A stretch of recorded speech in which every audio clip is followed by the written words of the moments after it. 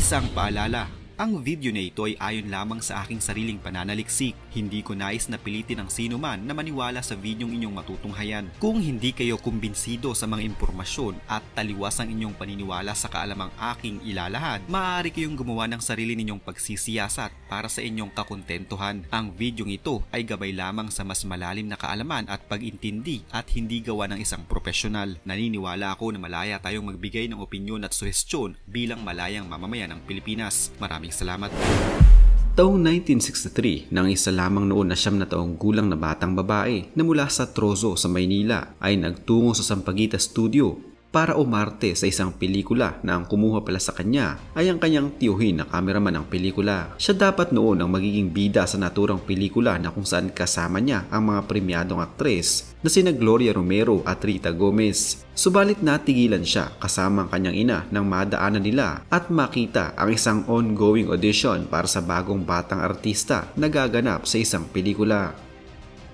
Ang noise star maker at may-ari ng Sampaguita Studio na si Jose Perez ay nakita siya at sinabihan siyang mag-audition. Noong una'y nagdalawang isip pa siya dahil na din sa nakapag-commit na ito na gumawa ng ibang pelikula, pero mas pinagbigyan pa din niya ang may-ari ng Sampaguita Studio at nag-audition. Noong umarte na siya, ka-eksena ang veterana ng actress noon na si Belia Flores, natunganga ang lahat at namangha dahil sa kanyang husay. Hindi na lamang siya nakapasa sa audition kundi siya din ang nakakuha sa lead role ng pelikula. Ang titulo ng pelikulang ito noon ay ang True This Late. Ang pinakauna sa mahigit kumulang 200 itong nagawang pelikula sa kanyang buhay artista. Ang batang ito na nakakuha ng lead role at nakatanggap ng kanyang una sa 75 niyang award ay walang iba kundi si Vilma Santos. Sa kanyang husay ay tinaguran siyang star for all season. Hindi nagbabago ang kanyang husay kahit pa nagkaedad na ito at naging iba na ang klase ng show business ngayon. Hindi din siya nagpatinag sa mga batang artista na dumarating ngayon sa industriya.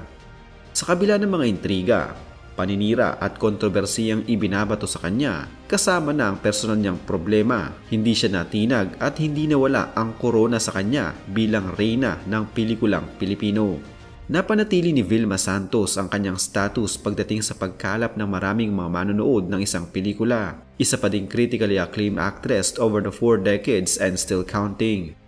Hindi na lamang mga award ang napanalunan ni Vilma kundi napasa kanya din ang loyalty at suporta ng kanyang mga fans na tinawag pang mga Vilmanians. Isang versatile performer na kahit atasaan mo dalhin ay kayang-kaya niyang magningning. Mapadance man yan, singing, hosting, acting at ngayon ay pinasok na din niya pati ang magulo at komplikadong mundo ng politika. Pamumunong barako, yan ang kanyang patakaran ngayon sa Batangas. Mula sa isang award-winning box office actress to a well-loved, highly respected public servant, Batangas Governor Vilma Santos Recto. Pero bilang isang kilalang personalidad sa Pilipinas, hindi din nakaiwas si Ate V sa mga intriga, partikular na sa isang urban legend. At ang naging paksa ng kanyang naging urban legend noon pa man ay ang kanyang mahiwagang panyo na daladala nito kahit saan man siya pumunta. Kung ano-ano ang mga naglabasan noon na chismis tungkol sa pagdadala ng panyo ni Ate V, ang ilan ay nakagawa pa ng mga kwento para lamang makahakot ng simpatsya ng publiko.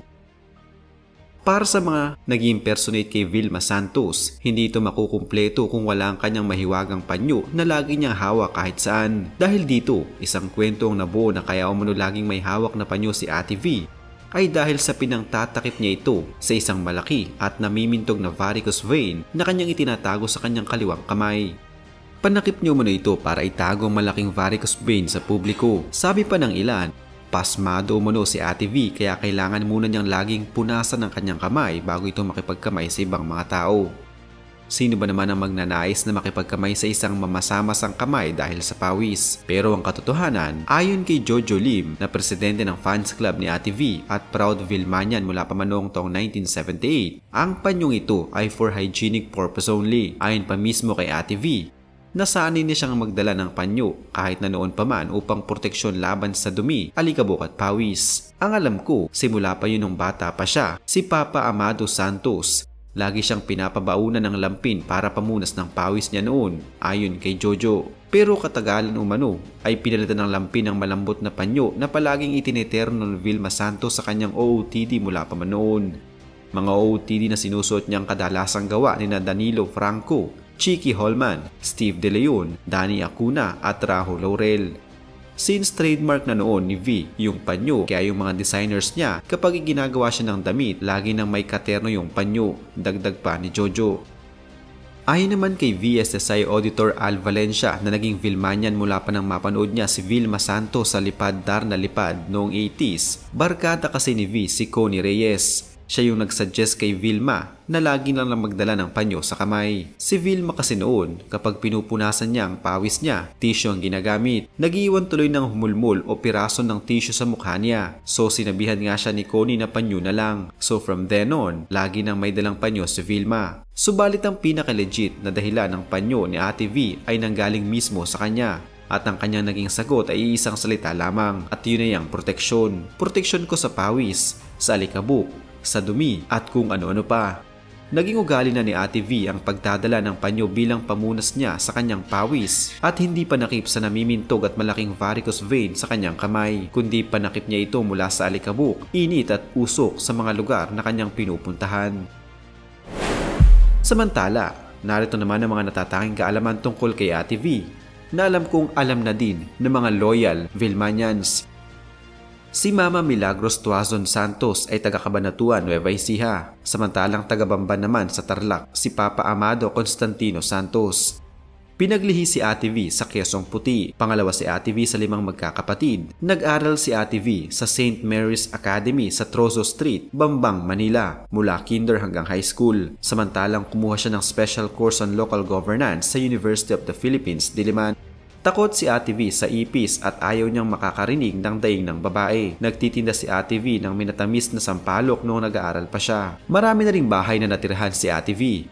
Una silang tumira sa Trozo Street, Bambang, Maynila at tumagal sila doon hanggang naging 12 taong gulang siya. Sa La Loma, Quezon City naman lumipat hanggang sa mag-17 taong gulang siya. 1970 nang lumipat sila sa Sinacal Drive, Project 6, Quezon City. Mula rito ay lumipat naman sila sa Morado Street, Dasmariñas Village, Makati. Sumunod ay tumira naman sila sa Amapola Street, Bel Air Village sa Makati. Matagal din silang tumira sa Margarita Street, Magallanes Village, Makati. 1990 nang lumipat naman sila sa Swallow Drive, Green Meadows Subdivision, Quezon City. 2007 nang lumipat sila sa Ayala Alabang Village sa Taguig. Bukod dito, may bahay pa rin sila sa LPL Compound in Lipa City, Batangas. May rest house rin siya sa Tagaytay.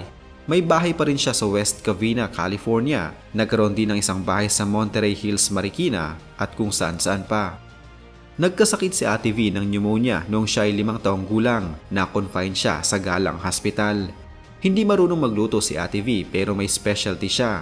Ito ay ang Meal-in-One na may spaghetti, corned beef, sweet corn at mushroom. Unang bansa na narating niya ay ang Hong Kong. 5 feet and 5 inch ang height niya. May malaking nunal si Ate V sa likod. Una siyang gumanap sa stage bilang isang madre sa tanghalan ng St. Mary's noong siya ay